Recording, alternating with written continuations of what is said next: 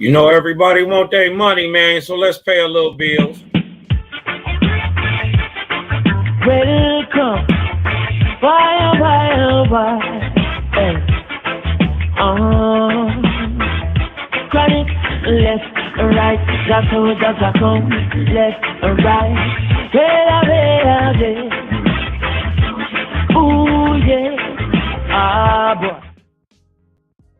Yeah. We right back at it, man. You dig what I'm saying? I wasn't sharing on all the right pages, man. You dig what I'm saying? So we went right back in. Peace to the creative gang. Everybody stopping through, man. We in the midday.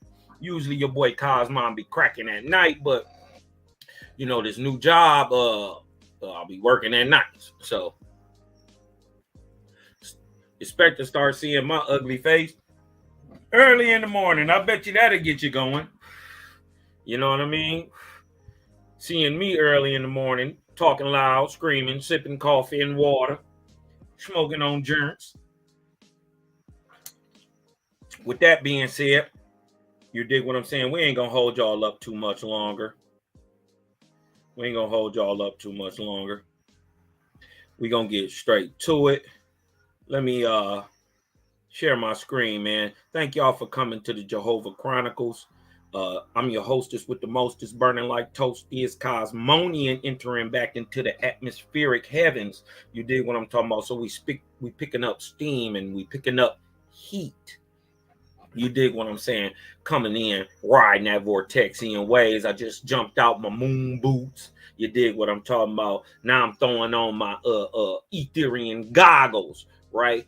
Because we about to zip across the planet in this Otavan. And man, we gonna check out what's going on in one of my favorite sciences, which is archaeology. You know, finding old things. You dig what I'm saying? And one great thing that I want everybody to see have an overview, right? As an overview, this is going to go in is the major point of my my next book, which is the about the end of the Bronze Age collapse and what caused the end of the Bronze Age, right? And ushered us into the Iron Age. That's my next book. For all y'all still waiting on generational hip hop and the sub cycles of rap, keep waiting because that thing is gonna be fire. You dig what I'm talking about? When it get there, it'll get there, and when it get there, it's gonna be right. You dig what I'm talking about? Because I'm gonna do what I do like I do it for TV. You see what I'm saying? Let me turn this down a little bit, man. Let me shout out some of the gang in the house. Daryl Kosmon in the house. Young Miles Davis. Shout to the gang. He say peace to the creator. Gang is in the house. That's right. My big sister is better than your big sister, man. You dig what I'm talking about? Jerry Kearns, man. Peace to the brother Jaway, man. Did you ever get that? Hit me in the back chat. Let me know. Did you ever get that? If you didn't, I got you. Say no more. You dig what I'm talking about? Anybody didn't get anything for some reason, man. Some people got it. Some people didn't.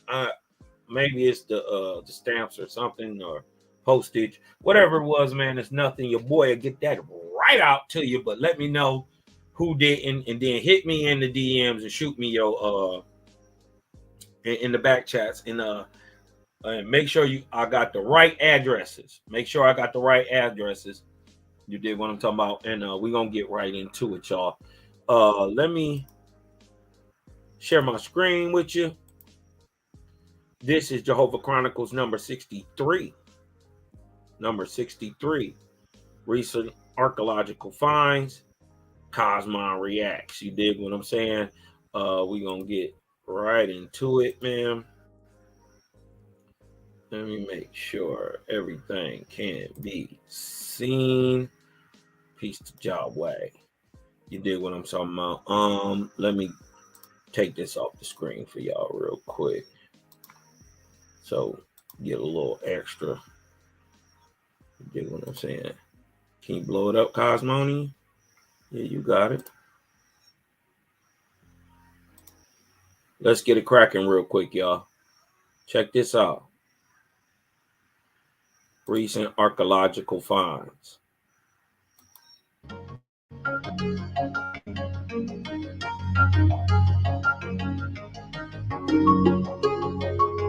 These 15 findings have significantly broadened our understanding of human history and transformed our view of the past. Number 1, discovery of a new Mayan city. Oh, this is what I meant to tell you. I want y'all to notice the overall theme is that whenever they find something, it's always buried under feet of earth. You dig what I'm talking about? Some in areas it should be utterly impossible to do. You see what I'm saying? So I want y'all to keep the overall theme in your mind is that everything that they're going to find is buried. Right? Check it out. In 2019, archaeologists made a groundbreaking discovery in the dense jungles of northern Guatemala. I shouldn't even have to tell nobody about what's going on in Guatemala, right? As faith is, right? Even those who don't know, that's the landing place of the people who go on to repopulate the Americas after the Great Deluge, circa 553 BC. These are the people who go on to repopulate the Americas. The ancient America cosmological name is Guatemala.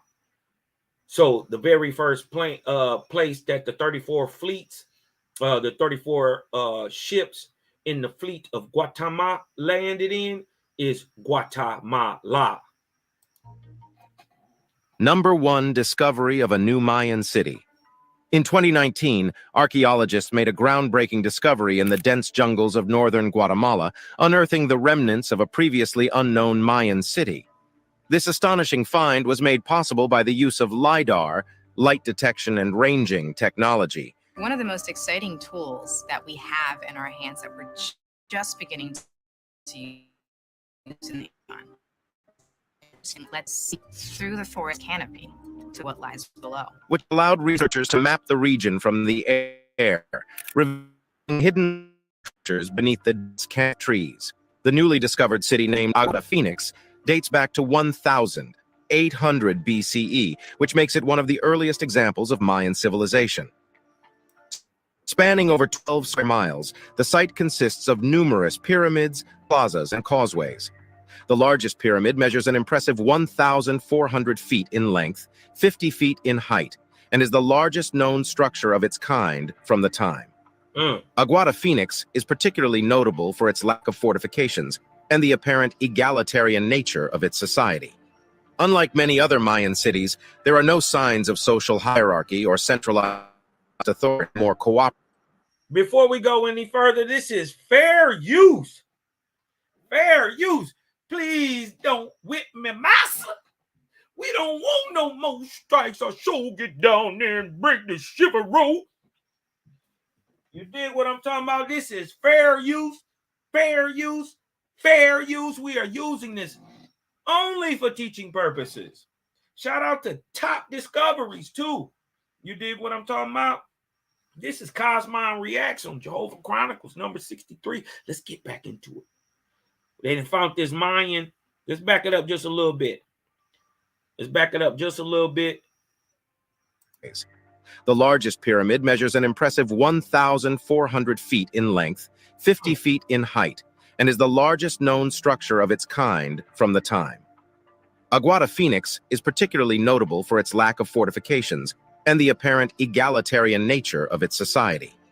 Unlike many other Mayan cities, there are no signs of social hierarchy or centralized authority, suggesting a more cooperative and inclusive community. This finding challenges the long-held belief that complex, strong, centralized power structure to function. Among the artifacts discovered at the site are jade axes, obsidian blades, and beautifully crafted pottery, offering valuable insights into the culture and daily life of the early Mayans. In addition, the presence of a large artificial reservoir indicates that the city's inhabitants were skilled in water management. All that years ago, all that many years ago. How did they know to grade the land? Huh? How did you grade the land? With what tools? Right? This breaks down the whole idea that the ancients were dumb. And then we gotta understand, first of all, understand that the Maya and the Mayans are two different people. The Maya predate Olmec or the Olmeshi. You dig what I'm talking about? They predate them. The Mayans, along with the Aztecs, along with the Incans, didn't build anything in America. All them great structures is way older than the Mayans. Way older. Way older than the Incas. Way older than the Aztecs. They didn't build none of that stuff. They found it. Right? Built little sloppy little structures on top of them that eventually failed. But look at the megalithic structure up underneath it that's then stood. What I'm going to tell you is roughly 35,000 years, possibly older.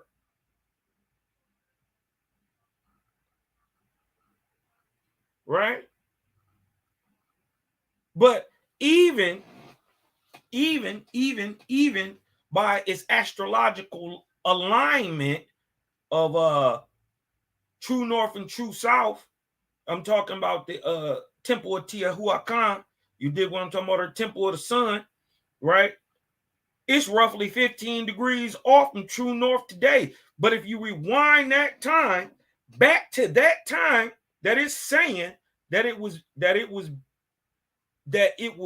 be aligned with the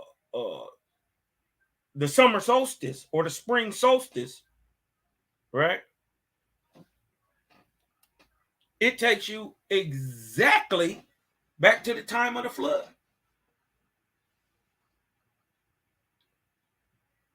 And some of them are even older. Like I said, 35,000 years ago or so. Lining up right with the time of the Zep Tepi. You dig what I'm saying? We don't turn none of this knowledge down. We're not trying to separate and delineate every damn thing. And you dig what I'm talking about? When if you really look closely, instead of trying to big or look at it selfishly, I want to be first. I want to be number one. I'm this, I'm that. You know what I mean? And instead of trying to separate yourself from everybody else, I understand. You dig what I'm talking about? Identity and all that. I get all that. But that's not the point.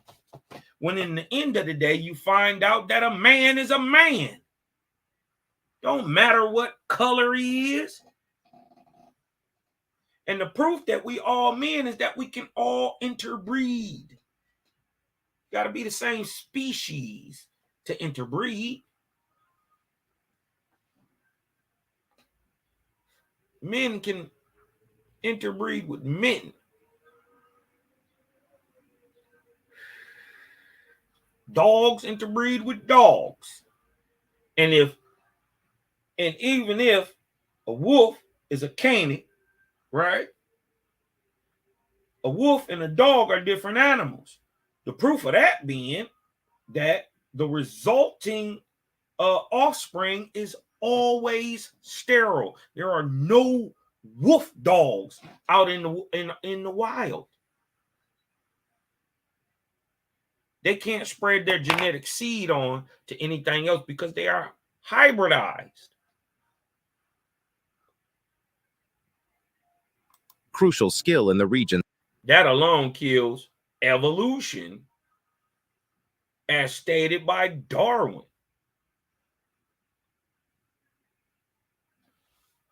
Tropical climate. The discovery of Aguada Phoenix not only expands our knowledge of early Mayan civilization, but it also forces us to reconsider. Also, it's called Guata. What's the ancient name? Guatemala, or the land of the four tribes. This place is called Aguata Phoenix. Interesting. Consider the development of complex societies. With further excavation and study, this remarkable site may yield even more surprising revelations about the ancient world and its people. Number 2, uncovering the ancient Egyptian brewery. In 2021, archaeologists made a remarkable discovery at the ancient Egyptian city of Abydos, one of the oldest and cultural centers of the country. The find was an ancient brewery, believed to date back to the reign of King Narmer, around 3100 BCE.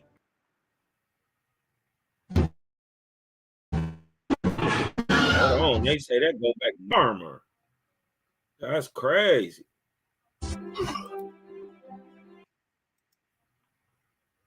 Discovery not only sheds light on the significance. Let's go back just a little bit. Let's go back just a little bit. And most important religious and cultural centers in the country. The find was an ancient brewery, believed to date back to the reign of King Narmer, around 3100 BCE. This discovery, King Narmer is also the founder of Egypt. Not only sheds light on the significance of beer in ancient Egyptian society, but also adds insights into the technological capabilities and economic activities of the time. Right. So these people already understand microbiology and brewing. Now, let's just show you how advanced they are. First of all, we got the same technology today. Now, I understand how the brewery looks now. Remind you, it's sitting under tens of feet of land. So we lucky we even got that. And the only reason we even have it is because these things have now been petrified and covered over. And they've all been burned. There's two things. Notice everything that they find been burned and covered up with a whole bunch of land. How? You dig what I'm talking about? Always keep that in mind. The brewery, which is the oldest and largest of its kind ever discovered in Egypt, consists of 8. I also want y'all to know, we just see what's left. We don't see what was all connected to it and what was doing. Because when you go to them backwood Kentucky dudes and they, you know what I mean? They be down there brewing liquor and making beer. And this is just the beer. I'm sure they had liquor. One of the most, do y'all know what vodka is made out of? The berry that come out of this region, or vodka, is made out of what is called the juniper berry. Anciently, the juniper berry was grown massively in the Levant. It was just natural, it was everywhere. Now we got it a little north of that into southern, the southern Hellenic places, Rome, Turkey,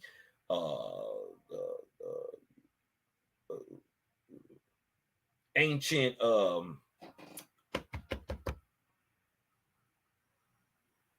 also Byzantine, Parthian, you dig what I'm talking about, to the east a little more, but all down there in southern Russia, ancient Kazakhs, where the Khazars at in the Caucasus Mountains, all that southern region, all through mid-eastern Europe, which is really Hellas. You dig what I'm saying? And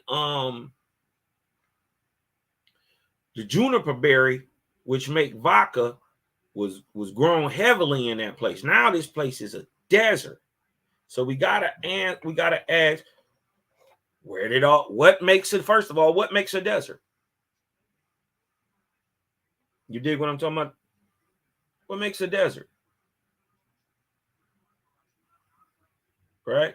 How does it turn from, and we know this from science, that many of these places that are now desert were at one time, just a few thousand years ago, lush, tropical.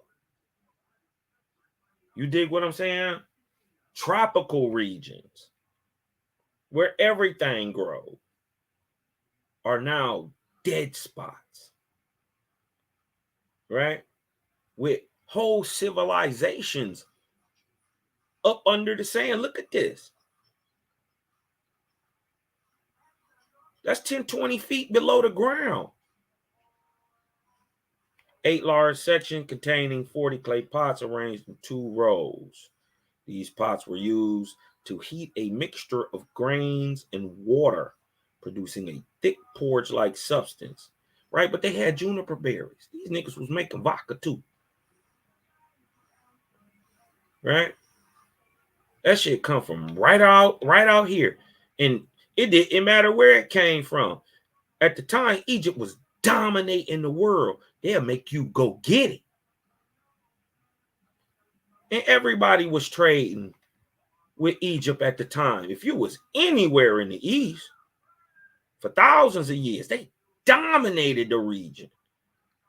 You dig what I'm talking about? Let's not get that, man. Shout out to the real Cometians.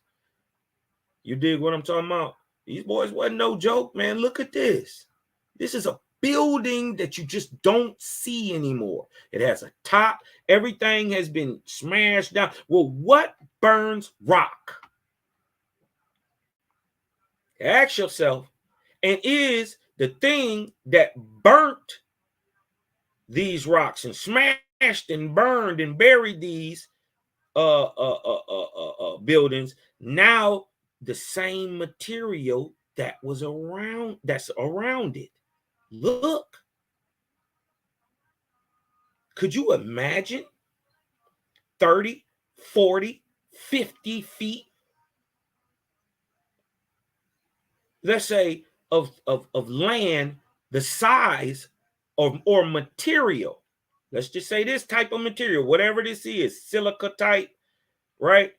Heated to its liquid molten status, right? And then dropped from 200,000 feet in the sky, passing through the irradiation zones and coming back into the earth, traveling fast, gaining heat and kinetic energy. 50 feet worth of this, the size of the state of Georgia, just smashing down onto your house. It would be so hot that before it ever hit you, everything around the space that you're in would catch fire. Miles before it hit you. You would hear it about the falling out the sky. Liquid, molten, silica, sand, the stuff that makes up a planet. And funny, this stuff that makes these deserts is everywhere around the world. How?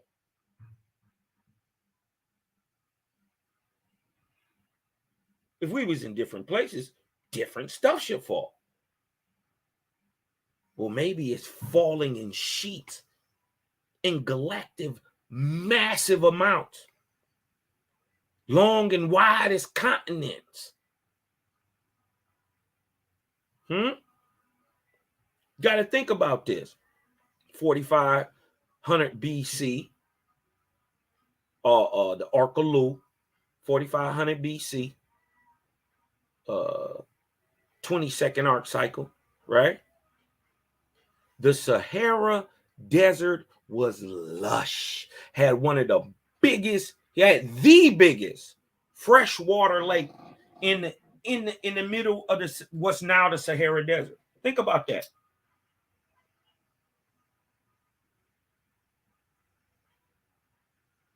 just about 6,000 years ago, we find the desertification of the Sahara Desert. This place it had everything over there. It had a whole inland sea, fresh lakes, all type of fauna. Now it's just buried and dead. How do you do that? That's what my next book is about. Let's get back to it. 8 large sections, each containing 40 clay pots arranged in 2 rows. These pots were used to heat a mixture of grains and water, producing a thick porridge-like substance that was then fermented to create beer. It is estimated that the brewery could produce up to 22,400 liters. He's sipping on scissor. He's sipping on some scissor. Shawty, young dog, like, you know. And they look totally different. Bald head, cuz got hair, beard. Hold on, let me back this up just a little bit so maybe we can get a bigger picture. Fermented to create beer. It is estimated. Could this be his son? Because he might be growing that Shaka Amos on the side. Got that Yaki number 12 right there. That might be that. But look how he looks. Look how long his head is. It's odd. And look at his features. They almost look like different people. And look at his size. Either this is a child or it could be a man, because this dude looks massive. If he stand up, right, his head come to his waist. Look, just stand him up, right? He gonna stand up. His waist gonna stand right up here.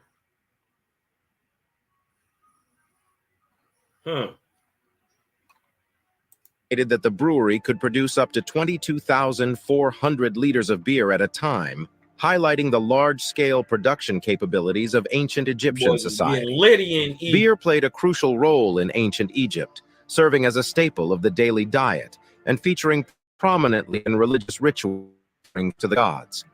The discovery of the brewery at Abydos suggests that beer production was an important economic activity in the city, which led to the ruling elite religious institutions of ancient Egyptian brewery is an exciting development in the field of archaeology, as it provides a rare glimpse into the daily lives, cultural practices, and technological prowess of one of the world's oldest civilizations. As researchers continue to explore the site and analyze the artifacts found within it, they are likely to uncover even more fascinating details about the role of beer in ancient Egyptian society and the people who once inhabited this storied city. Number 3, prehistoric footprints in Tanzania. In 2020, researchers uncovered a stunning collection of prehistoric footprints near the village of Engaresero in Tanzania. The site, situated near the southern shore of Lake Natron, boasts over 400 preserved footprints, which are believed to date back around 1,000 to 12,000. Okay, hold on. I couldn't get to it fast enough. Right? I want y'all to understand that if they leave in footprints, that means that stuff is not rock at the time. Now, ask yourself again, what turns mud into rock? What turns mud into rocks?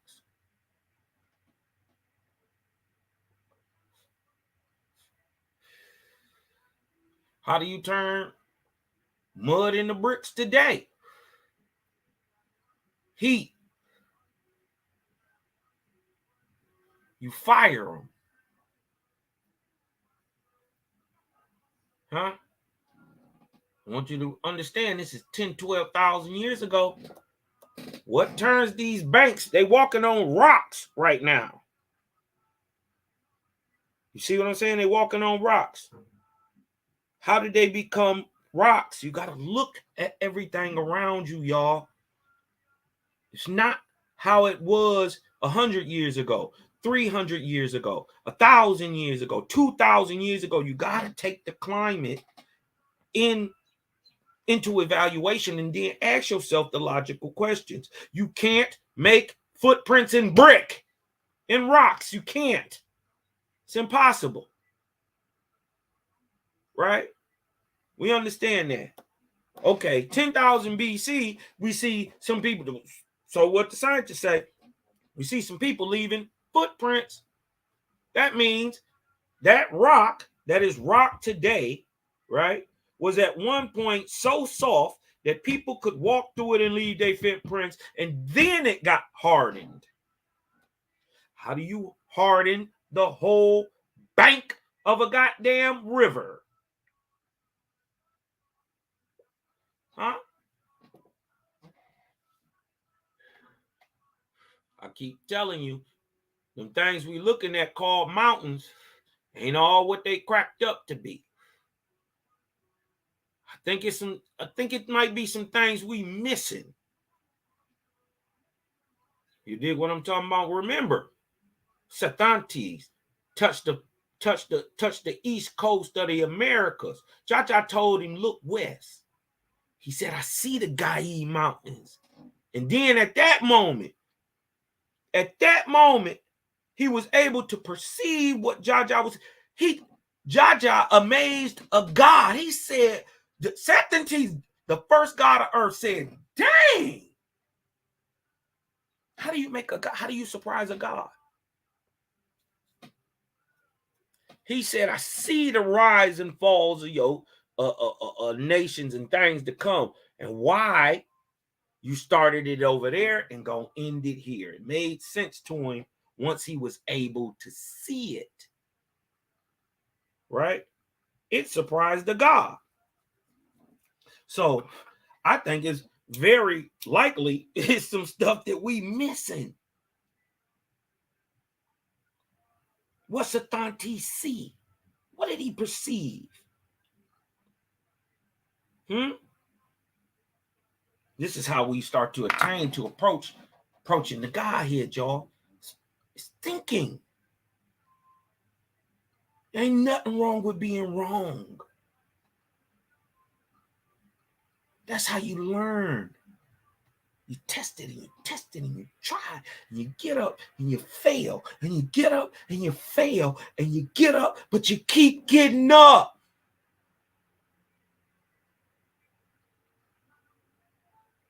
You done look back, you done traveled a mile, you didn't even know. You fell 100 times, but you kept going. You didn't. Now you're 10 miles down the road, and now you're running. Man, I'm telling you, man, this progression is unceasing, man. It's good to be wrong. They told it to us all backwards.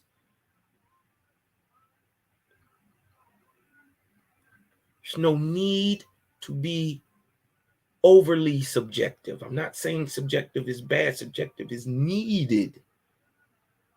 So you, in a sense, have to be subjective, especially when dealing with spiritual things in the fleshly corporeal body. Come on, man.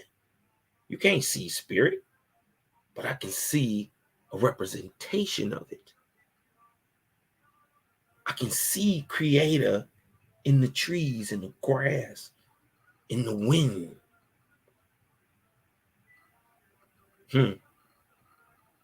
I was on the phone with a brother and I didn't understand how one time the men looked to the wind and he said in the trees, E-O-I. I didn't get it.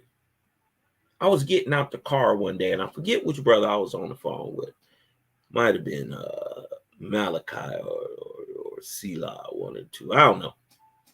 But I was on the phone with him, and I was stepping out the car, and it was like a little, like a bush, like a tree. You dig what I'm talking about? With a lot of sticky up things, and the wind blew it, and it said, "Ee." I said, "Oh, oh." But then I said, "E-O." It said, "E-O." And I'm sure, man, in his infant state, when he heard what the wind said through the trees, when he heard what it said through the high crags, and when it's blowing over the dusty plains, and it said, the next thing he said was what I said. He said, "Oh." Oh. And then once you get it, you say, "Ah." That crazy. I know it sounds nuts, but I just spoke the Panic language to you. Things represent what they produce and what they are, and that is the name of it.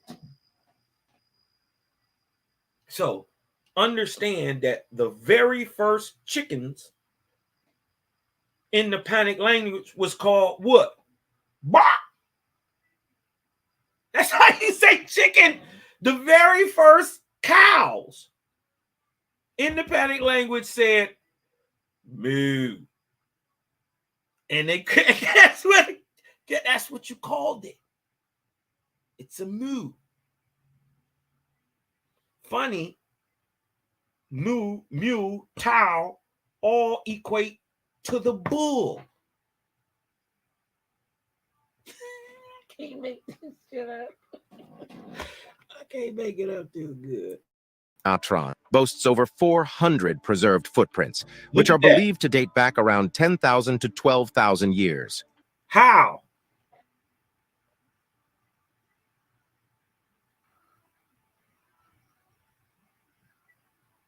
And notice, look at the foot size. That thing is massive. Look. These is Shaquille O'Neal. These some 7-8 foot niggas. Look how big this is. They try to hide this stuff. That's damn near as long as your arm, from your elbow to your fingertips. That's how long about this is. Look at that.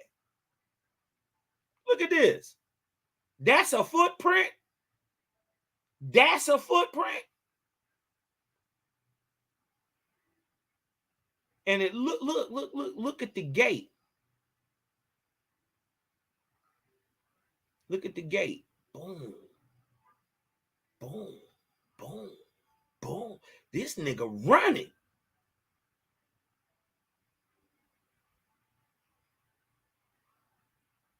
They running.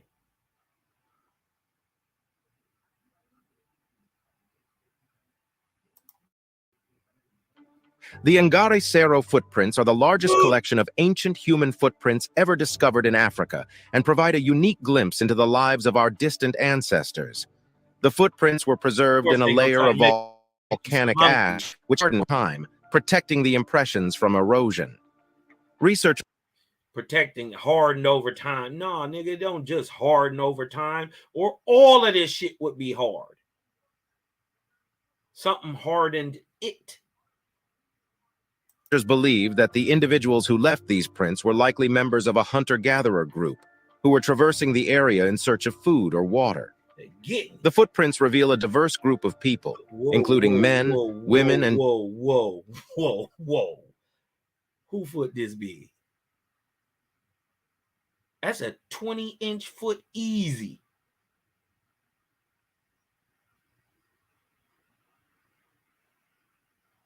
Easy. This is a 22-inch foot. This is almost 2 feet long. Ain't no way. Children, offering insights into the social dynamics and demographics of these ancient communities. One intriguing aspect of the Engarecero footprints is the varying directions in which they were made, suggesting that these early humans were engaged in a range of activities, from hunting to foraging to socializing.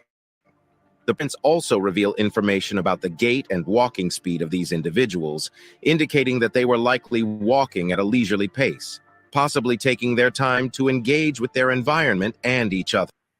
This powerful 99 drone is now available. Hey, This is an extremely high-tech 5,000.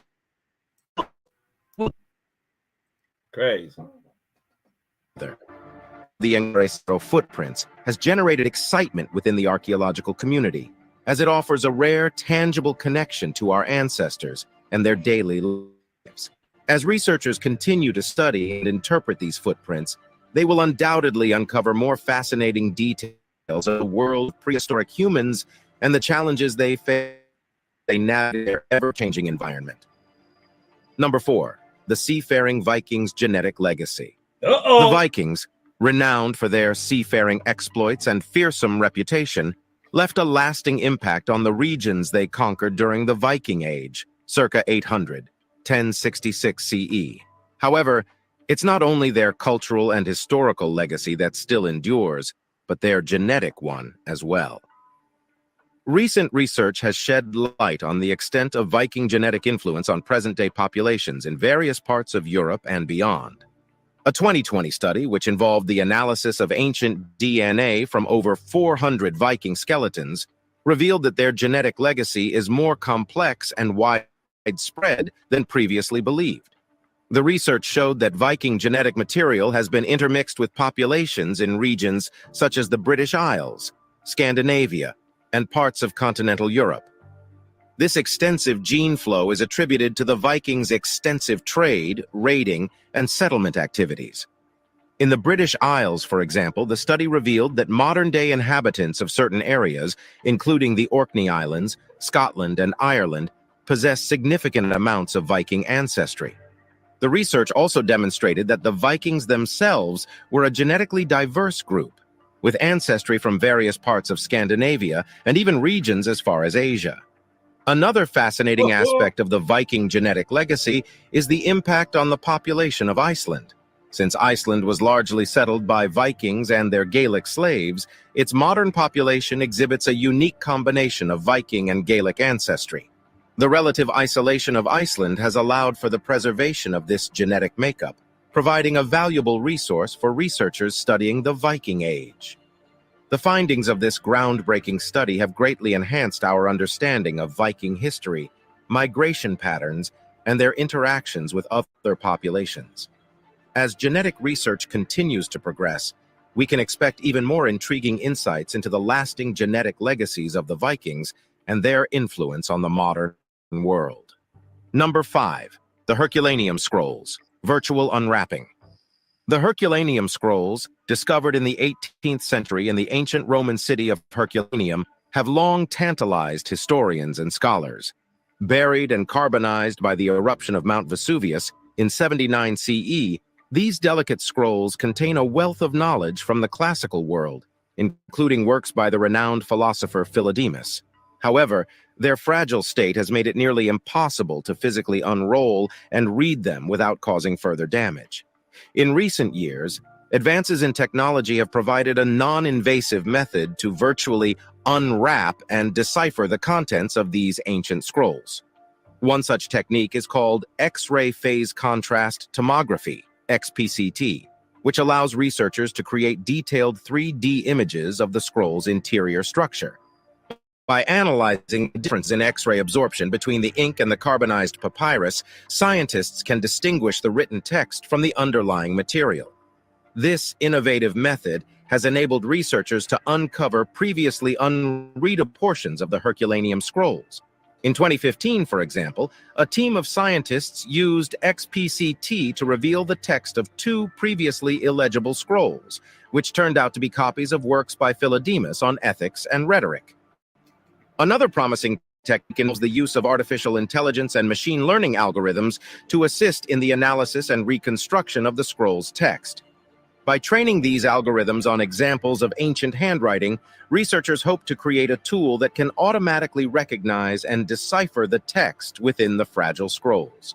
The ongoing efforts to virtually unwrap the Herculaneum scrolls not only offer the potential to unlock the hidden wisdom of the classical world, but they also demonstrate the power of modern technology to overcome the challenges posed by the passage of time. As these techniques continue to develop, the once inaccessible knowledge contained within these ancient scrolls may finally be brought to light. Number 6. Göbekli Tepe, the world's oldest temple. Göbekli Tepe, an archaeological site located. Well, it was the world's oldest temple till they found its big sister right next to it.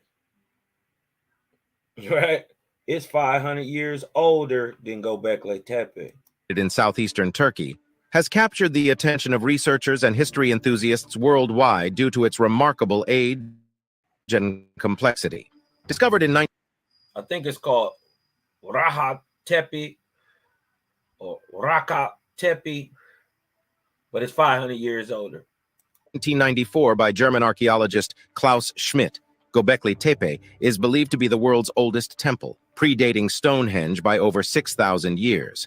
The site dates. Now, mind you, this was buried. Scientists will try to tell you that man buried it on purpose. One of the most important buildings that has been around since 10,000 BCE. Aligning right with the time Osiris touched the planet and brought the knowledge of the stars back to man. Right? From 13,000 to 10,000 BC, time of Osiris. Right? He brought this knowledge on the planet. And look, right during that time, look what we find. An astrological observatory called Göbekli Tepe. And his big sister, who is littler than it, but is the big sister. 500 years older. During the time that Owaspi says it's going to be there. I'm just saying. People tell you, oh, we don't need the book. We don't need to read the book, man. These is lazy niggas. Don't let them tell you, you don't know none of this stuff. And if you waiting on a spirit to give it to you and not be in the know, that's how you get trapped up on the other side. That's insidious.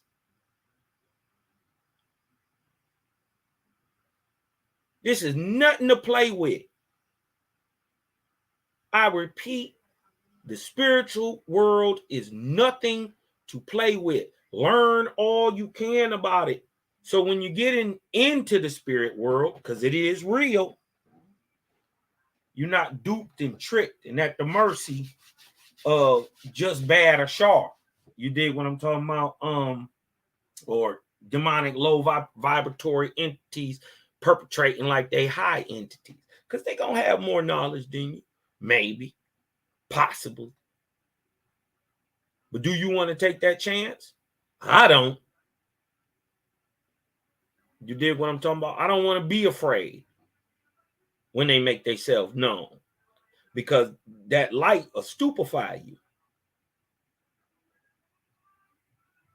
Prove all things, man. Make everything prove itself. Don't listen to what no angelic being, none of your ancestors, none of that. Because these jujas can come in the form of your ancestors. Talking about some shit just a little bit above your knowledge. And gotcha. Yeah. Don't just take nobody's word for that. No. You dig what I'm talking about? This is the spirit world is not to be trifled with. And I pity men. You dig what I'm talking about? Who don't believe in it. Or or can't perceive it. I don't want to use belief. You dig what I'm talking about? They can't perceive it. You dig what I'm talking about? Because the unseen rules the seen. So that if the seen must be the reaction of the unseen. So there's something that moves everything. Vortex, hence a creator, right there. You dig what I'm talking about? Yeah, that's right, sister. Creator is undefeated.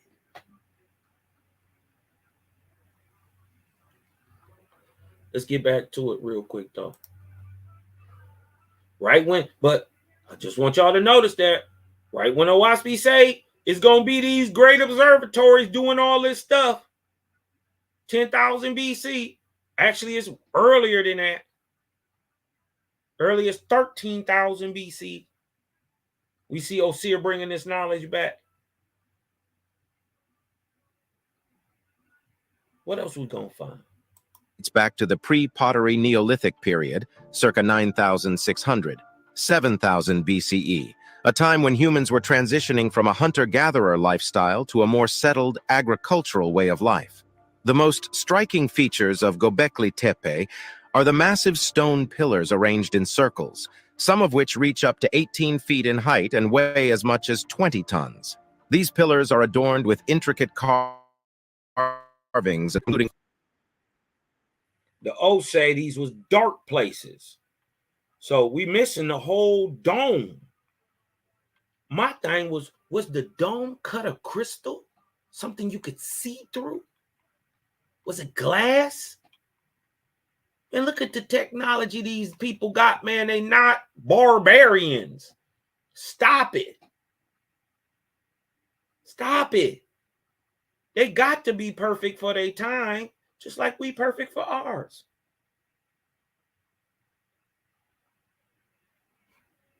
This is not no stupid out of the cave. Well, somebody might have been stupid and out of the cave. Wasn't these guys? foxes, lions, and vultures, as well as abstract symbols. The craft and scale of destruction are particularly impressive, given the absence of metal tools or advanced building. You think they did that without metal tools? You may have noted my 18 right. You think they did that without metal tools? Here. For real, for real. I'm marking.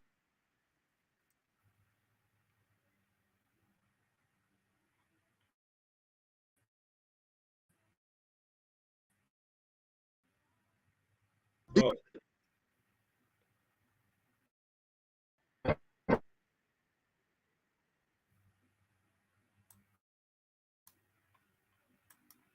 Egypt. The prints also reveal information about trade, raiding, and settlement activity. This enhanced our understanding of migrants and their interaction to its remarkable complexity.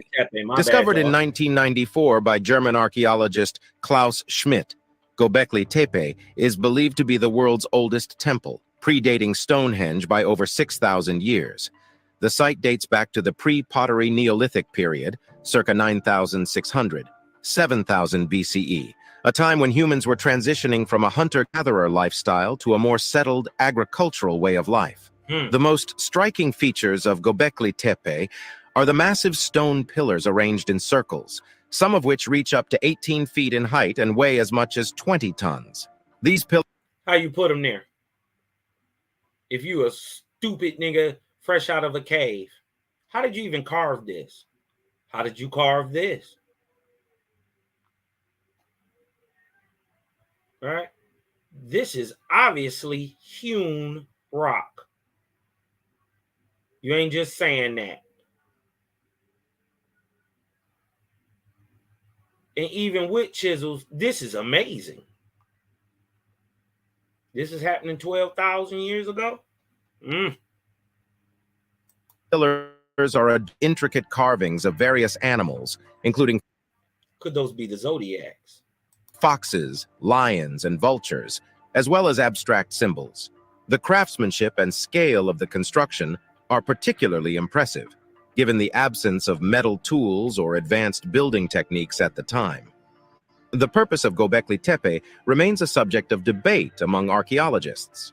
Some believe that it served as a religious ceremonial center, attracting people from far and wide for rituals and communal feasts. Others suggest that it may have functioned as an astronomical observatory, with the positioning of the pillars corresponding to celestial events. I say it did both.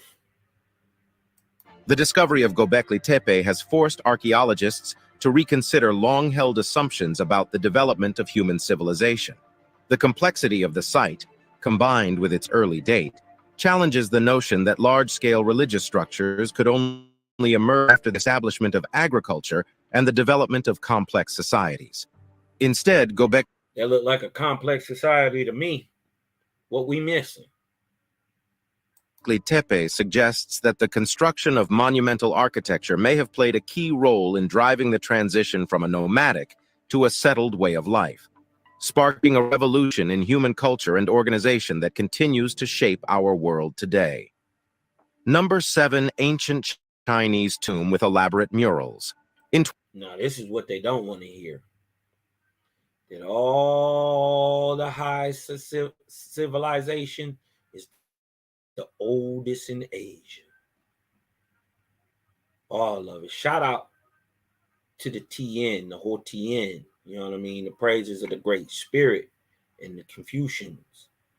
Praises of the Great Spirit in Asia. Huh?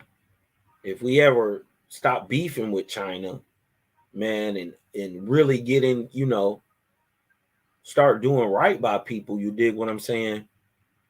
Boy, you'll go over there in China, boy, it's stuff way older than the stuff we find in Africa. And the crazy part is China produces, on average, the smallest person in the world, right? On average, the shortest people. But anciently, 10, 12, 13, 14, 15, 16,000 years ago, 20,000 years ago, Asians were the biggest people on the planet. I mean, massive, literal giants. Literal. Odd, man. Odd how this thing worked, man. 2017, archaeologists in China made a remarkable discovery when they unearthed an ancient tomb containing stunningly well-preserved murals. The tomb, located in the city of Xinzhou in Shanxi province, is believed to date back to the later Tang dynasty, 923-936 CE, a brief but culturally rich period in Chinese history. The tomb is thought to belong to a high-ranking individual, possibly a military officer or a member of the aristocracy. The main chamber is adorned with vibrant, detailed murals that provide valuable insights into the culture, customs, and beliefs of the time. One of the most striking features of the tomb is the elaborate represented banquet scene. And understand, this stuff has been whitewashed too, man. A lot of this stuff been whitewashed. It is, man. The people had more melanin. It's okay. You know what I mean? But a lot of this stuff, just like the Egyptian stuff, been whitewashed. Depicting numerous attendees dressed in colorful garments, enjoying food, music, and dance. In addition to the banquet scene, the murals also portray scenes of horseback riding, hunting, and various animals, including dragons, phoenixes, and cranes, which hold great symbolic significance in Chinese culture. These images offer a glimpse into the leisure activities and pastimes of the elite during the later Tang dynasty. Perhaps the most intriguing aspect of the tomb is the presence of a large mural depicting a religious ceremony, which includes a figure thought to represent the tomb's occupant, as well as several deities from his mythology. This provides important clues about religious practices and beliefs of the period, as well as the host. I think that's dope how they gods and stuff look like them though. You know what I mean? I think that's dope. The Asian gods look like Asians. And fears of the tomb's occupant regarding the afterlife. The discovery of this ancient Chinese tomb and its exquisite murals has captivated research and art enthusiasts alike. As experts continue to study and interpret the vivid images, they will undoubtedly uncover more fascinating details about the lives and beliefs of those who lived during the later Tang dynasty, enriching our understanding of this remarkable period in Chinese history. Number 8. Hidden geoglyphs in Peru.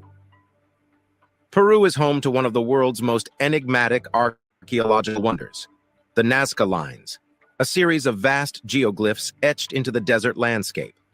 Created between 500 BCE and 500 CE by the ancient Nazca culture, these massive designs include geometric shapes, animals, plants, and even human figures. However, the Nazca Lines are not the only geoglyphs to be found in Peru.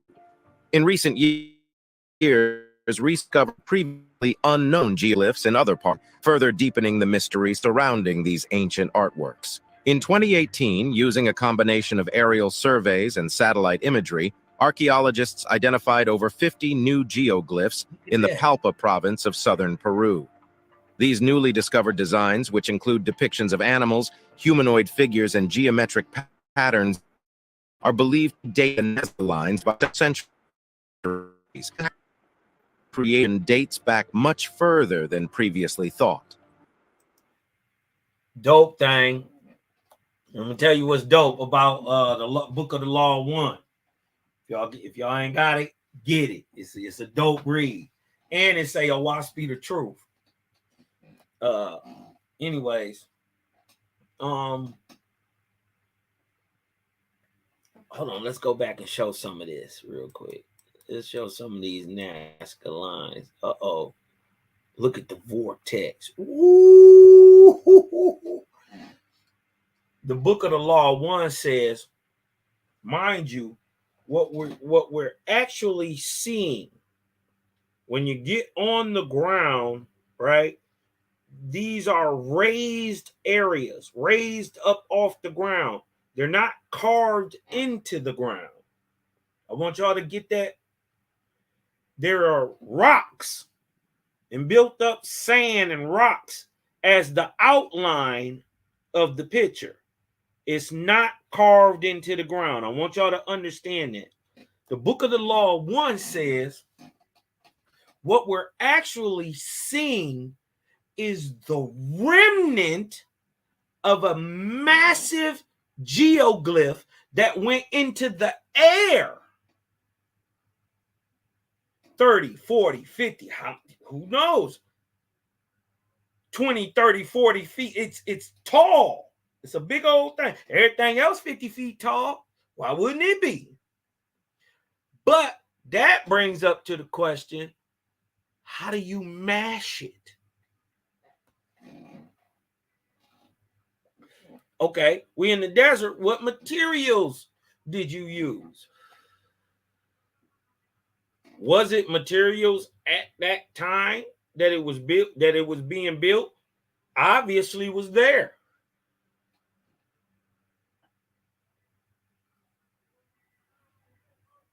These are structures. You got to walk over the line. The line is above the ground. It's like a little mound, right? This is the remnant of an ancient geoglyph. Now look, it's also in a half star. See that?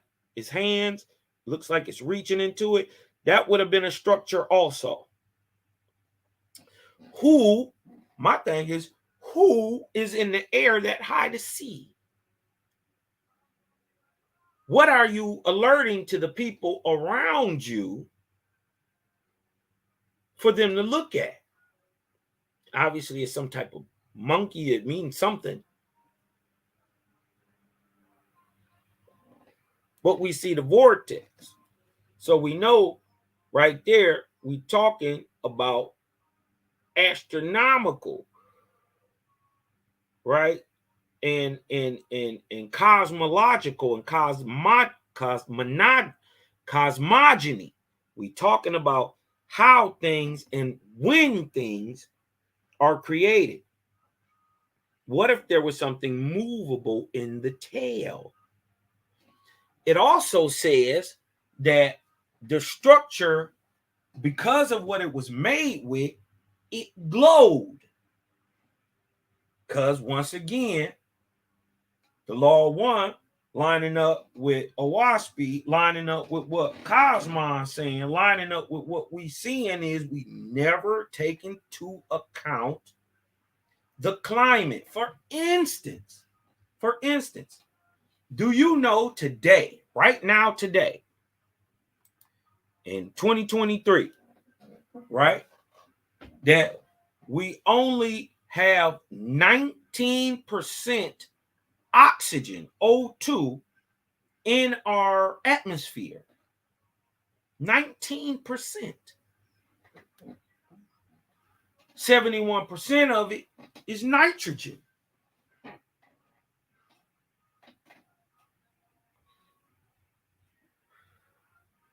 Could you imagine what could grow if it was at 50%? Can you say megafauna? I'm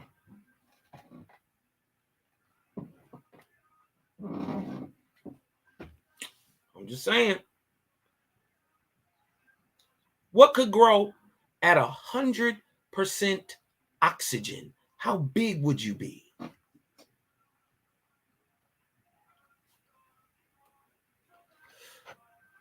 I'm just saying.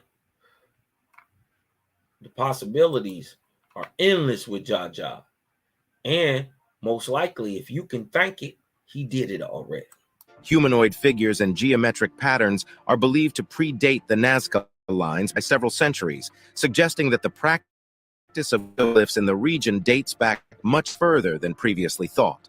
The purpose of these enigmatic geoglyphs remains a subject of debate among archaeologists. Some theories propose that they served as astronomical observatories, with their alignments corresponding to the positions of celestial bodies. Others suggest that the geoglyphs were created as part of religious... Look, I want y'all to see this is a structure. This is above the ground. This is not something dug into the ground. Why would you make it that big? You would only be able to see it from the air. And what is this?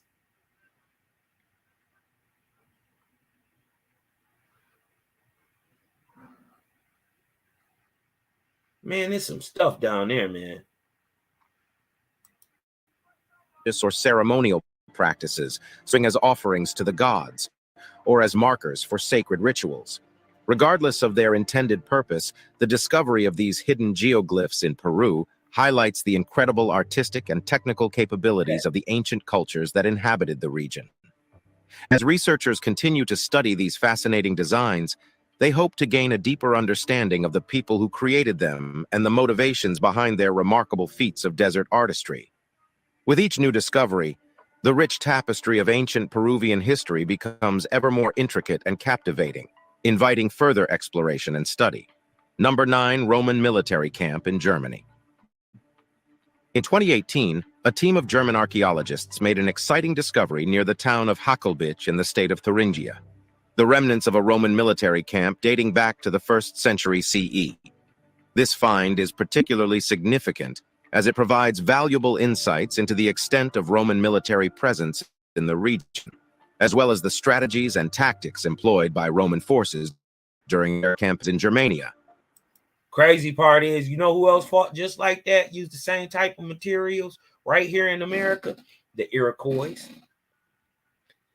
Yep, the Haudenosaunee, warlike people. You dig what I'm talking about? They were the Romans of the Americas, fought the same way with shields, spear, bow and arrows until they got guns from the Dutch, and then it was a wrap. The camp, which covers an area of approximately 26 acres, is thought to have housed around 5,000 Roman soldiers. Now, funny too, also, look, who else lived in long houses? The Haudenosaunee, the people of the longhouse. It features a well-preserved system of defensive trenches, as well as traces of wooden structures that likely served as barracks, stables, and storage facilities. The presence of numerous artifacts, such as coins, pottery, and weapons, provides further evidence of the site's military function. The discovery of the Hackelbeck military camp has important implications for our understanding of Roman-Germanic relations during this period. It offers a glimpse into the daily lives of Roman soldiers stationed in Germania, as well as their interactions with the local population.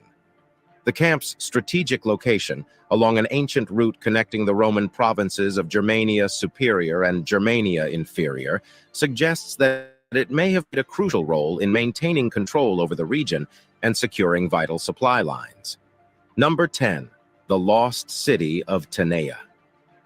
In 2018, Greek archaeologists announced the discovery of the long-lost city of Tenea in the Peloponnese region of Greece.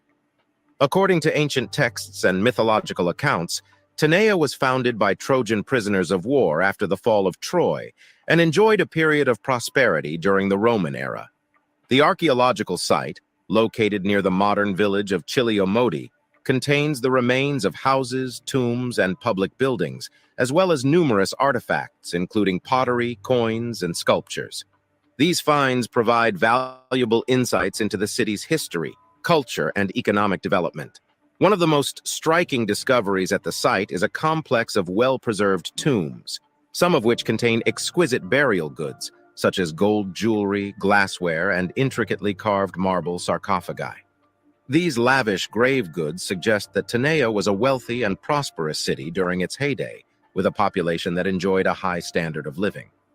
The discovery of Tenea has generated excitement among archaeologists and historians, as it offers a unique opportunity to study a relatively unknown ancient city and its inhabitants. As excavations continue, researchers hope to uncover more tales of the city's origins, its connections to the wider Mediterranean world, and lives of the people who called Tenea home. Number 11. Shipwrecked treasure trove in the Mediterranean. In recent years, the Mediterranean has yielded fascinating archaeological finds, thanks to advances in underwater exploration technology. One of the most remarkable discoveries is the Antikythera shipwreck, a Roman-era vessel that sank off the coast of the Greek island of Antikythera around 2,000 years ago. The site was first discovered in 1900, but ongoing excavations have continued to reveal new treasures and insights into the ancient world. Among many artifacts recovered from the shipwreck are luxury items such as bronze and marble statues, ornate glassware, and finely crafted jewelry, suggesting that the vessel was transporting a cargo of high-value goods. One of the most famous items found at the site is the Antikythera mechanism, an ancient astronomical computer considered to be the world's oldest known analog computer. This remarkable device, which dates back to the 2nd century BCE, was used to predict astronomical events and track the movements of bodies. In addition to the Antikythera discovered in the Mediterranean, on and maritime activity, underwater time capsules, offering valuable insights into the technology, art, and daily life of the people who once sailed these seas. Number 12. Ice Age artifacts in Indonesia. In 2014, researchers made a groundbreaking discovery in the caves of Sulawesi, an Indonesian island with a rich archaeological heritage. The team uncovered ancient cave paintings, including hand stencils and depictions of animals that date back to the Ice Age, around 40,000 years ago. The Sulawesi cave art is significant for several reasons. First, it challenges the long-held belief that sophisticated cave art originated exclusively in Europe, demonstrating that early humans in Indonesia were also capable of creating advanced artwork during the same period. Second, the paintings provide insights into the culture, beliefs, and artistic practices of these early inhabitants of the region, shedding light on how they perceived the world around them. and expressed their ideas through art. In addition to the cave paintings, archaeologists have uncovered a variety of Ice Age artifacts in Indonesia, including stone tools, pottery, and remains of ancient hearths. These finds offer further evidence of the complex and diverse societies that existed in the region tens of thousands of years ago, long before the rise of the great civilizations of Southeast Asia. As researchers continue to explore the caves of Sulawesi and other archaeological sites in Indonesia, they are likely to uncover even more fascinating clues about the lives, culture, and artistic traditions of the people who called this region home during the Ice Age. Number 13, a megalithic site in India. India is home to a diverse array of megalithic structures and sites that date back thousands of years. One such site that has captured the attention of archaeologists and history enthusiasts alike is the ancient megalithic complex Benakal, located in the southern Indian state of Karnataka. This unique site, which dates back to the Neolithic and megalithic periods, circa 2900 to 1200 BCE, is characterized by an impressive array of stone structures, including dolmens, menhirs, and stone circles, which provide valuable insights into the culture and customs of the early inhabitants of the region. Higher Benakal is considered one of the largest and most significant megalithic sites in India. It consists of over 400 megalithic structures spread across an area of approximately 50 acres. The most prominent features of the site are the dolmens, which are large, flat stone slabs supported by upright stones, forming a sort of stone table or burial chamber. These dolmens are believed to have been used for funerary purposes, serving as tombs for the community's elite members. In addition to the dolmens, Higher Benakal is also known for its menhirs, which are tall, standing stones that were likely used as markers for graves, or as part of religious and ceremonial activities. The site also contains numerous stone circles, which may have served a variety of purposes, including demarcating burial grounds or functioning as astronomical observatories. The megalithic site of Higher Benakal is a testament to the remarkable ingenuity and skill of the ancient inhabitants of India, and its ongoing study promises to shed new light on the development of human civilization in the region. As archaeologists continue to unravel the mysteries of this ancient site, they are likely to uncover even more fascinating details about the lives and beliefs of the people who once called this remarkable place home. Number 14. The Denisova Cave, a meeting point of ancient humans. Nestled in the Altai Mountains of southern Siberia, the Denisova Cave has become a focal point for the study of ancient human evolution. This unassuming cave has yielded an incredible wealth of archaeological and genetic evidence, revealing that it was once a meeting point for multiple human species, including Neanderthals, Denisovans, and tens of thousands of years.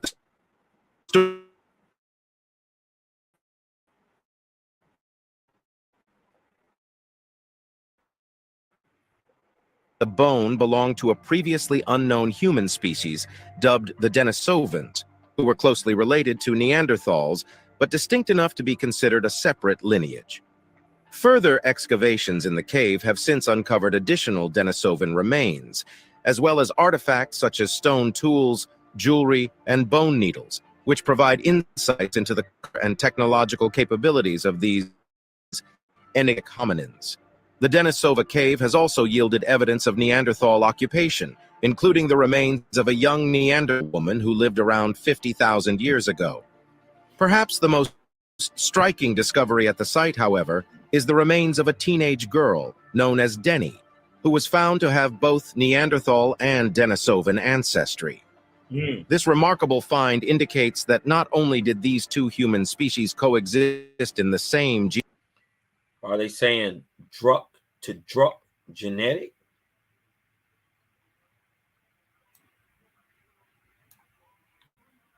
site, however, Drop to drop genetic? They said the Mongolians had Genghis had red hair, gray eyes. I mean, maybe that's just how they show them. is the remains of a teenage girl known as Denny, who was found to have both Neanderthal and Denisovan ancestry. This remarkable find indicates that not only did these two human species coexist in the same geographic region, but they also interbred and produced offspring. Today, the Denisova Cave continues to be a treasure trove of information for researchers studying ancient human history. As excavations and genetic analyses progress, the cave promises to reveal even more fascinating details about the lives, cultures, and interactions of the human species Walt's runner of Siberia home. In doing so, Denisova Cave offers a unique window into the complex and intertwined story of human evolution, reminding us that our one branch or more diversity. Once a bustling metropolis and thriving port along the Mediterranean coast of Egypt, the ancient city of Heraklion has long captivated the imagination of historians and archaeologists alike. Known by various names, including Thonis in Egyptian records and Heraklion in Greek accounts, the city was a vital center of trade and culture during its heyday in the late period of ancient Egypt, 664–332 BCE. Today, the sunken remains of Heraklion lie beneath the waters of Abu Qir Bay, offering a tantalizing glimpse into the city's past glory and the lives of its inhabitants. The rediscovery of Heraklion began in 2000 when a team of underwater archaeologists led by French researcher Franck Godiot located the submerged ruins of the city. Since then, ongoing excavations and surveys have revealed a wealth of artifacts and structures, including colossal statues, stone inscriptions, gold coins, pottery, and the remains of temples, buildings, and canals. These finds have provided invaluable insights into the city's history, architecture, and economy, as well as its connections to the wider Mediterranean world. One of the most striking discoveries at the site is the Temple of Amun, which was dedicated to the power of Amun. The temple complex, adorned with massive statues and inscriptions, highlights the religious significance of Heraklion and its role as a center of worship in ancient Egypt. Additionally, the presence of numerous Greek artifacts and inscriptions at the site attests to the strong Hellenistic influence in the city, which served as a melting pot of Egyptian and Greek cultures. The exact cause of Heraklion's demise remains a subject of debate among archaeologists. Some theories suggest that the city was struck by a series of natural disasters, such as earthquakes or tsunamis, which caused its buildings and infrastructure to collapse and sink beneath the waves.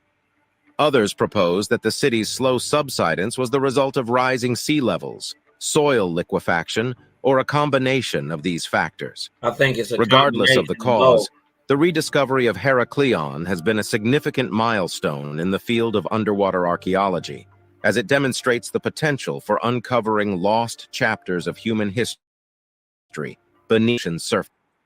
What's dope is we know that during the time of the Ptolemies, all this stuff existed or was above ground. Now it's roughly 30 to 40 feet under the bay.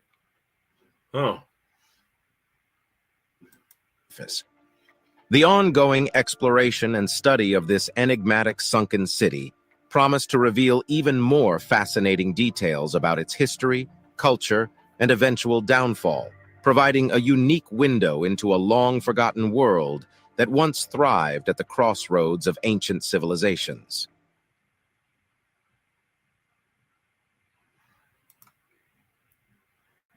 Yeah, man.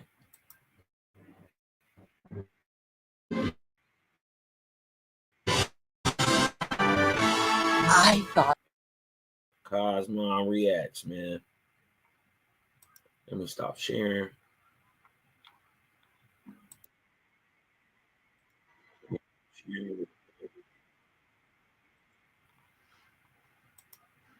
You did what I'm talking about.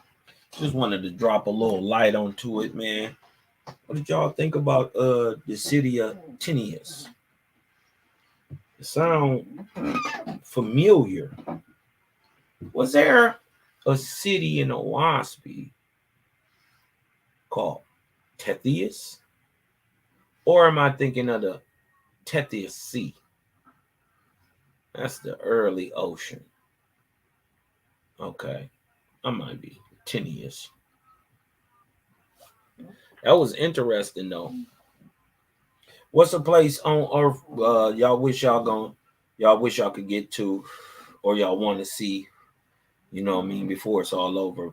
For me, I want to go I want to see a lot of stuff, but I've always been intrigued by one place, which is first of all the whole Americas. I gotta go see the Americas, but this one place I just gotta see it, and that's Petra, Jordan.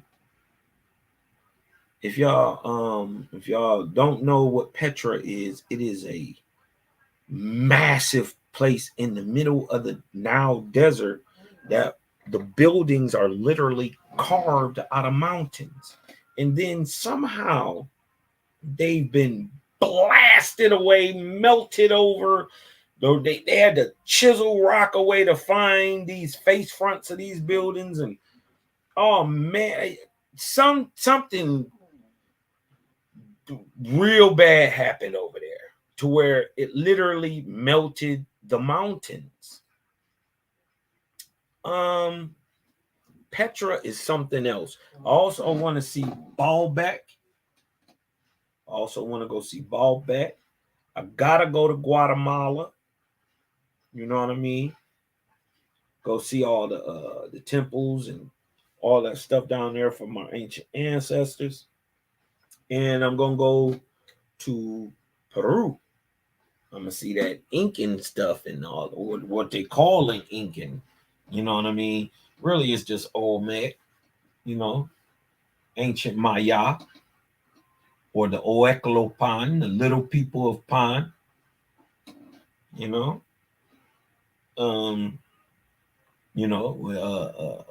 living with the Olmec, anciently called the She, or commonly known as the She.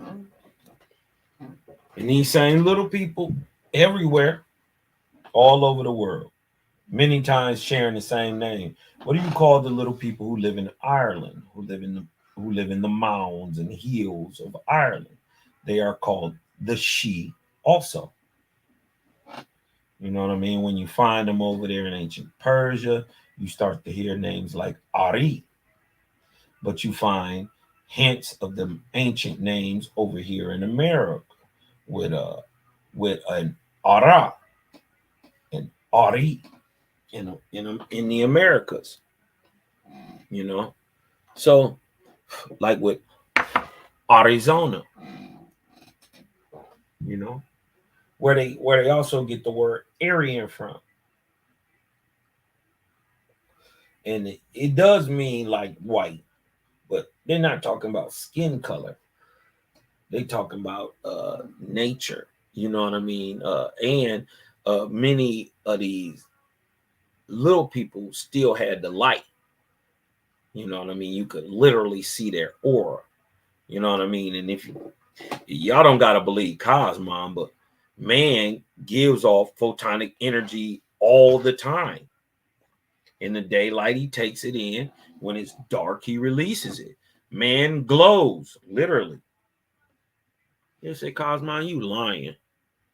Hold on, let me show y'all something real quick. You lying, Kosmon.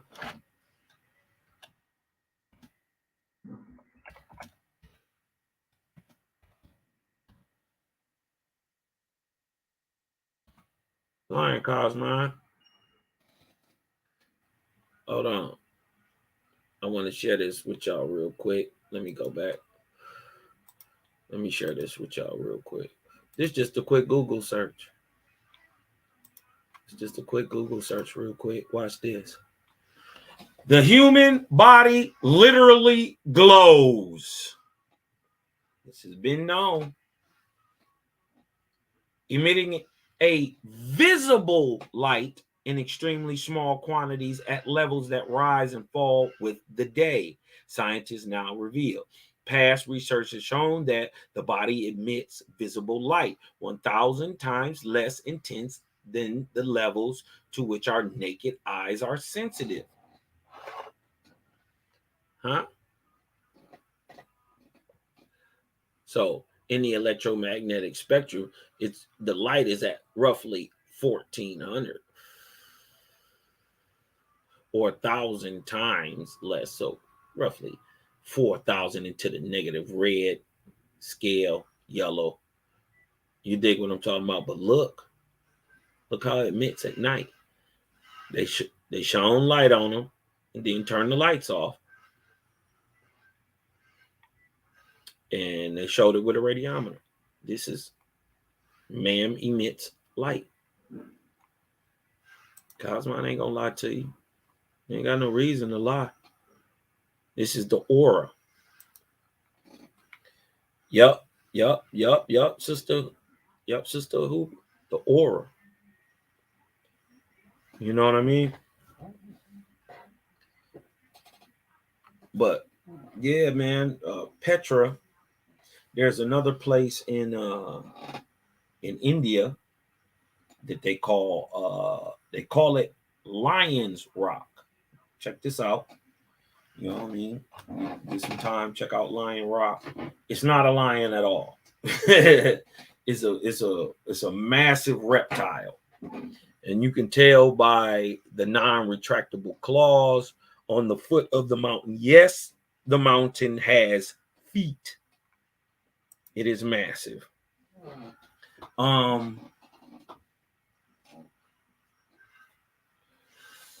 Elijah 7 say we are electromagnetic light beings. Yes, indeed, we are. Yes, indeed, we are. You know what I mean?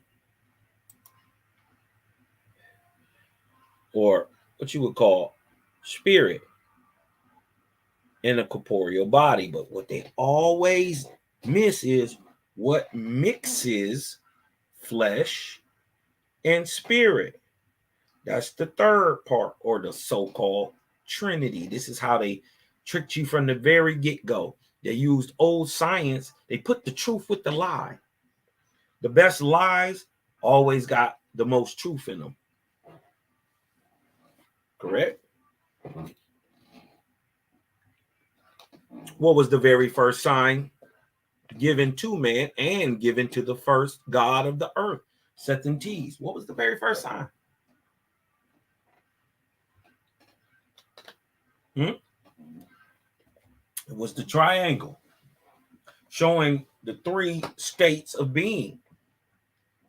Gaseous, you know what I mean? Corporeal and etheric. Or corporeal, spiritual, etheric. You dig what I'm talking about? The triangle was the very first sign given to man. And the circle. This is why you find it everywhere. You know what I mean?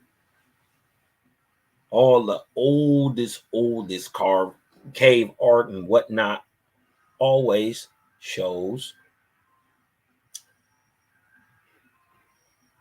the sign of creation. Many times, just like this, the sign of creation. You know what I mean? They always miss what makes how you can be. They don't understand how you can be a spiritual thing inside of a physical thing. Well, something has to make them mix. That is the ether. It is everything and is in everything. Right? And always remember, just like on earth, as above, so below, the same thing ether does on earth is the same thing ether does in the heavens. And that is sublimate corpore. You dig what I'm talking about? If you learned a little something, man, hit your boy with a 1 in the chat. You dig what I'm talking about? We gonna get up out of here. I ain't gonna hold you too long. Your homeboy Kosmonian. I'm about to throw my moon boots back on. space goggles, my riding cap, man. I'm jumping into the Ariata. You dig what I'm talking about? The fire shit. You dig what I'm saying? They think they think Noah landed on Mount Ararat. You dig what I'm talking about? No, they were guided by the Ariata. You dig what I'm saying? We're gonna get it together though. But as always, man, it's love and light, man, and balance. Peace to the creative gang, and everybody in the house, man. Share these things on your TikToks and on your IGs and your Facebooks and whatnot. You dig what I'm talking about? Let's get the videos out there, man. Let's do the $5 support the channel challenge. Kosmon Cal 1. Kosmon Cal 1 at Cash App. You dig what I'm talking about? We're gonna go rock for 30 days on that, man. Love, like, share, man. Support the channel, man. It's your boy Kosmon, and we growing, man. 22 new people have subbed to the channel, man. Thank everybody for showing all the love you do. As y'all know, I don't get out here. I don't do no press. You know what I mean? I do feel odd about it. But at the same time, if we are not able to capitalize off our culture to at least keep our culture going, you dig what I'm talking about? Well, we'll be the only ones who are not doing it. So since it's ours, let's get this thing going, man. You dig what I'm talking about? Show your boy some love. 30-day challenge, $5 challenge. You dig what I'm talking about to your boy Kosmon. But everything is appreciated, man. Even if it's a penny. You dig what I'm talking about? I ain't turning my nose up to nothing. You dig what I'm talking about? It is what it is. It'll help get more materials. Also be able to plan trips, go out here to these certain places, and many times you got to drive, you know what I mean, get down there, stay the night, you know what I mean, to get these materials from these places that's holding a lot of our ancient records that our ancestors did have. You dig what I'm talking about? And they charge you just to go get the records, and it's crazy. You dig what I'm saying? For everybody who doing their genealogies and stuff, they already know what I'm talking about. But with that being said, man, it's your boy Kosmon. Love, light, man. Breathe in, let the light in. Kosmon. Mouth.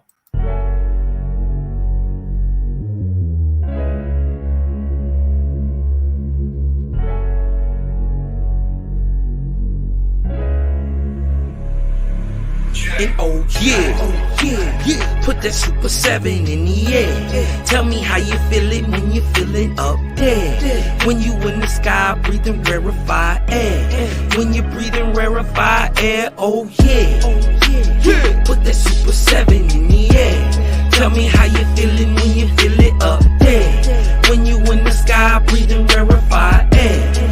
When you're breathing rarefied air, oh, it's that Japheth, that Chow Mein, that Papabul, that Tao Mein, since sunset in the arc of Wayne. My brain moving like Tao Sang, so as above, it's so below. That up and that down thing, this flow is atmospheric. I call that a ground game. See, water is knowledge, so if I'm teaching, you're learning. So how your God make a sun without vortexing current? See the pattern is ponic, I'm reaching out for my people. Oh, watch me flow through your speakers, you feel the force of the ether. And when the force gets the equal, I'm taking off like an eagle. Police popped the pastor yesterday for pushing put equal. My DNA is Moshe.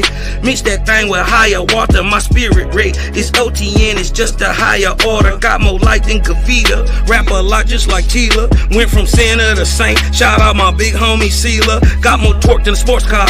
Got more work than a door stop. In the 4 million I make, I'm giving the Dr. Umar. Oh yeah.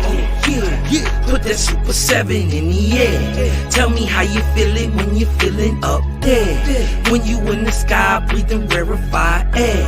When you're breathing rarefied air, oh yeah. Put that Super 7 in the air. Tell me how you feeling when you feel it up there. When you in the sky breathing rarefied air. When you're breathing rarefied air, oh yeah. Super 7 in my rites and ceremonies. I'm married to Jehovah. Holy matrimony. Confucius say, in the words of Caillou, before you hit the tomb, be a bridegroom. Only got one question for Miss Susan B. On how to last Ahuin is now a Angui. Blame my inspiration, I'm just thinking thoughts. But in the way of God's, we gon' keep it short. Why Jesus wanna kill me, Matthew 10:34. Just a couple questions that I'm needing to know. Oh, watch me flow, it's so potent. Set the vortex in motion. Super 7, I'm floating across the Aegean Ocean. Oh, you a Muslim now, so I guess you making salat. Well, I'm an Israelite, I'ma make him at the Shabbat. Got Moses on the bumper, super slap off in my spaceship photosphere. So I stay lit, peace and light to the faith is oh yeah. Put that super 7 in the air. Tell me how you feeling when you're feeling up there. When you in the sky breathing rarefied air. When you're breathing rarefied air, oh yeah. Put that super 7 in the air.